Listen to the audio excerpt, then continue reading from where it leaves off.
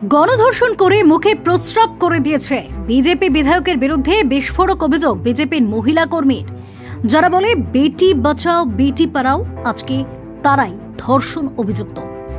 পৈশাচিক নির্যাতন করা হয়েছে দলেরই মহিলা কর্মীকে, যা দেশের জন্য লজ্জা, শিহরিত গোটা বিশ্ব।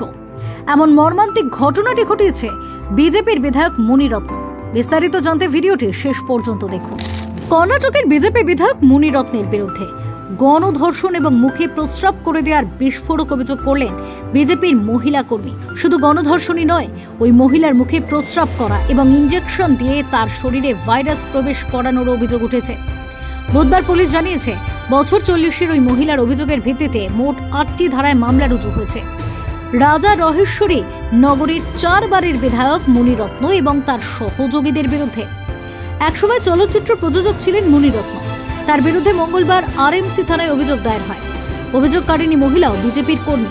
পুলিশ সূত্রে খবর, মহিলার অভিযোগ, গত বছর 11 জুন বিধায়কের মাথি কেরির অফিসে ঘটনাটি ঘটে। মুনিরত্নের সহযোগীরাই তাকে গাড়িতে করে অফিসে নিয়ে গিয়েছিলেন। অফিসে নিয়ে যাওয়া মাত্রই বিধায়ক তার 2 সহযোগীকে বলেন ওই মহিলাকে ধর্ষণ করতে। মহিলা বাধা দেওয়ার চেষ্টা করলে তাকে হুমকি দেওয়া হয়।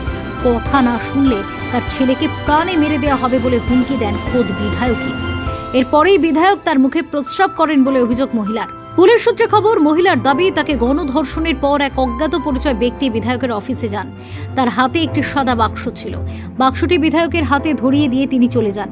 এরপর বিধায়ক ওই বাক্স থেকে একটি ইনজেকশন বের করে তার শরীরে ফুটিয়ে দিয়েছিলেন বলে দাবি করেছেন অভিযোগকারিণী। মহিলা পুলিশকে জানিয়েছেন, গত জানুয়ারি মাসে একটি ভাইরাসে আক্রান্ত হয়েছিলেন তিনি। তার অনুমান, ঘটনার দিন বিধায়ক যে ইনজেকশন শরীরে ফুটিয়েছিলেন তা থেকেই তিনি ভাইরাসে আক্রান্ত হন।